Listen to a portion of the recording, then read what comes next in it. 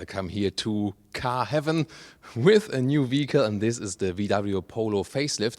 You might remember there is the all-new Hyundai i20, and it was pretty good in our test, so Volkswagen had to react, do something with their small car bestseller model.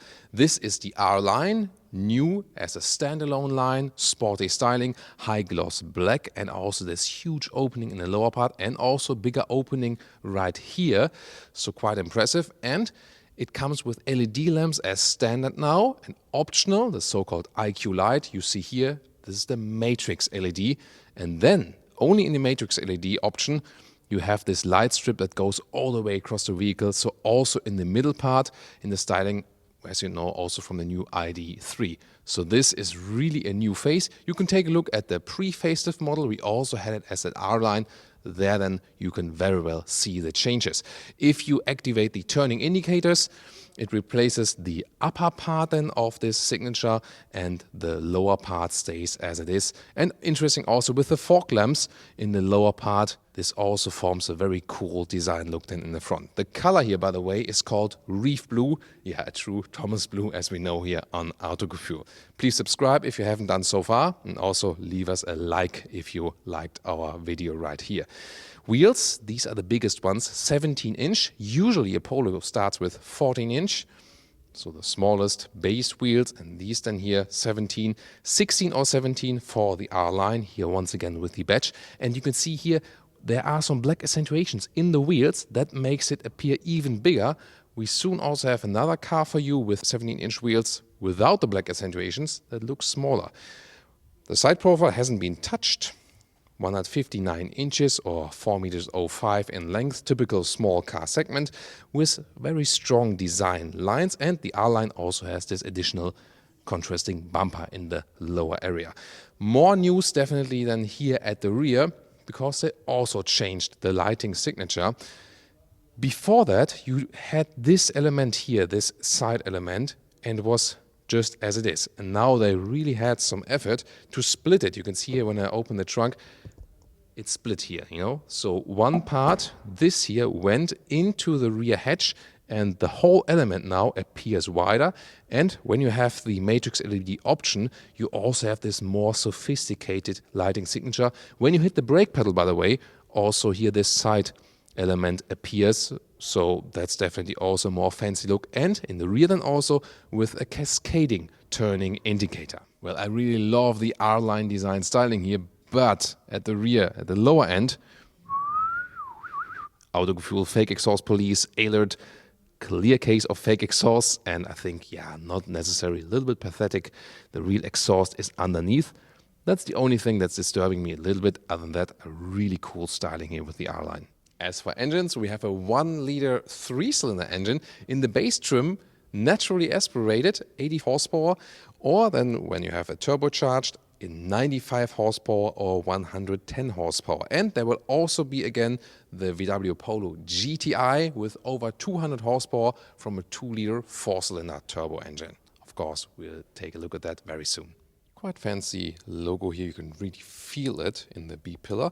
And this is the car key, we know it with this, yeah, warrior-like folding out function for the manual fail-safe, then door closing sound. Very solid, like that. Yeah, but here at the inside of the doors, this is hard pack, we know hasn't changed. But what has changed here, the mirror control is always electric now from base version. That's actually quite nice for the customer. Then with the R-Line you have this fancy entry badge right there, and also a new steering wheel in the R-Line. The steering wheel itself is new. Base line would be with PU, so leather free. All others, and also when you have the travel assist, comes with the animal wrap. The R-Line steering you can see here with the logo, and also overall, yeah, quite fancy styling. It's taken from the Golf, by the way. And here, soft touch dashboard is not only in the highest trim anymore, but also from the base versions. That's a good upgrade. And then the seats, you have either a base seat or this one here, the Sport Comfort seat, and this one then has more accentuated shoulder parts in the R-Line with some gray microfiber, but there are also other stylings available, showing that to you very soon. It looks actually very attractive here for a small car segment. And as for the comfort, You can move around freely, but at the same time you're being held tight a little bit more to the sides. So it also works for tall people. When I put the seat all the way down, still have enough headroom left, and here pumping it up y'all. This is then also to put it a little bit upper like this, so for a little bit more comfort. And the steering wheel up and down, in and out, smooth function. And the thing that appears to you in the interior, and soon going to these new screens and the whole dashboard and stuff, it now from the interior looks like it's a Golf. So the quality of the seats is really cool, and also safety-wise news. This has a central or middle airbag now, and it's also standard equipment, so this protects the passengers from each other. Yeah, when there are discussions in the car, for example, about the music, that could be a good option to manually release it sometimes to have some more space for you. But yeah, of course, what's it about? In case of a crash, you don't crash into each other. So look at that. This is the top infotainment setup, and it really looks like we're in the Golf now. That's also the intention of the facelift here on the interior. Left side would start with 8-inch digital instruments. The analog ones are gone. This is the optional 10-inch instruments, standard in the style trim level. And on the right side, you would start with a small 6.5-inch, which optional also can have Apple CarPlay, Android Auto.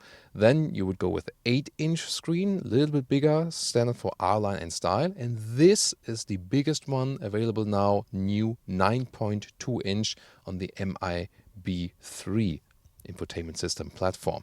Soon more deals to these screens, but definitely a impressive appearance. We all know that VW had software problems recently. Here so far it makes a quite good impression. Let's dig into the details later. Then, once again, the perspective here of the steering wheel with the modern look. Left side would be to control the cruise control with the travel assist, with its most sophisticated assistance systems where you have, adaptive cruise control plus lane keeping assist, and also with capacitive steering wheel when you have that travel assist that you could just hold your hand and then the car knows you're there. Right side to control the digital instruments. And then also news for the AC unit. Most important news first, you still can get a manual climate knob in the base version. And this is then an option here with the digital AC unit where you have these sliders. You press it or slide like this. Then you have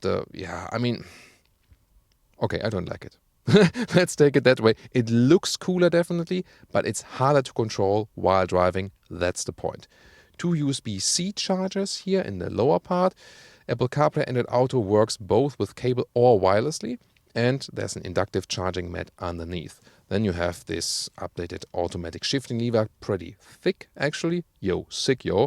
And then the start-stop engine button and a manual handbrake. And I really need that when I go to rally turns. So yeah, love to have a manual handbrake. Cup holders non-adaptive. This is more, simple design here. But one of the good things that VW does is they have a good attachment always here of the middle armrest, and they have some more space underneath. Now what's also new, 9.2-inch infotainment system, the top one. When you have this, then the CPU also can enable you to put the map on the instruments at the same time. This was not possible before. It is actually now, but only in the top trim with the infotainment. And then you can also have it all the way, all over the place. If it's still flickering, by the way, it's really hard to not let it flicker on camera here on the left side, but it does not for the human eye.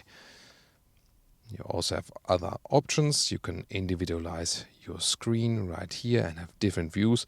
I usually prefer the standard views here with the round gauges, and then you can have the map also in the middle or your music and so on. Then let's take a look at the map here. It could be a little bit more responsive. This is here the VW plant in Wolfsburg. So we are here right at the main plant. Then you have these capacitive buttons. And yeah, that's probably the one thing that I don't like that much with the top infotainment screen. Apple CarPlay integration looks like this. That looks quite fancy. And we also have the optional Beats sound system in here. And for the small car segment, I have to say, sounds really quite decent. Yeah, and that's of course also a song you should add to your playlist. Now the rear standard is now also that you always have electric handles here for the rear windows. That's, again, more standard equipment. And in the R-line, you also have the nice rear seating with the gray microfiber. So once again, the seating materials are really, really cool. What about seating? This, of course, hasn't changed. And we are in the small car segment. But you can actually drive this vehicle here with 4 tall adults. That does work, knee room and also headroom-wise, 1.86 m or 6'1", no problem. It's actually quite cozy for that. Isofix at the outsides each. You cannot fold down anything here. Just at the side, this is then a 1/3, 2/3 split. And in the middle part, you have 2 more USB-C chargers. Now to the trunk area. I always like to flip the logo here, and also the rear view camera is protected by this mechanism. Oh, some midgets already put our folding ruler in here. It's 1 meter or 40 inches as for the width, and about 66 centimeters or 26 inches for the length. And below that, by the way, you can also have a replacement tire if you like. So actually very well usable, and we can also fold the seats, of course, here, 1/3, 2/3 split. There we go. Well, this second studio room here looks even more like car heaven. And if you haven't subscribed yet, please do so. Sorry, I really had to go for this one. Yeah. But here the car color is vibrant violet, so there will be even more new colors for the Polo facelift. And this is the style trim level, so also a high trim. So R-line and style will be the top trims. And then when you have the IQ light, the matrix LED, also again with the light strip that goes all the way across. Difference here to the R-line is we have no high gloss black here, but more a matte, just matte plastic structure, but we have almost the same grille in the lower part from the form. That's interesting. Side profile and rear is pretty much the same. You can see here the side bumper is not that contrasting. And these here are these 17-inch wheels, but monocolor style. You see they look smaller, although they are not. And the style trim level here in the rear end does not go for fake exhaust tips. I think that's a better choice. This color, by the way, is not a matte tone. It just appears like this in the studio light. And here the style trim level from the inside is also very interesting. So look at these seats here. They have the same form, the upgraded form, but then a pure fabric on the interior. Also looks quite and feels sophisticated. This one would also be available with microfiber, and then it has black microfiber for the whole seating area. Also an interesting choice. Other than that, difference is that we have the 10-inch instruments, the digital one, standard in the style trim level, whereas it's an option in the R-line. And if you go here in the middle part, once again with the infotainment system, by the way, as you talk about the GPS, the 6.5-inch screen does not have a GPS. The 8-inch screen, optional GPS, and the 9.2-inch screen always comes with car internal GPS.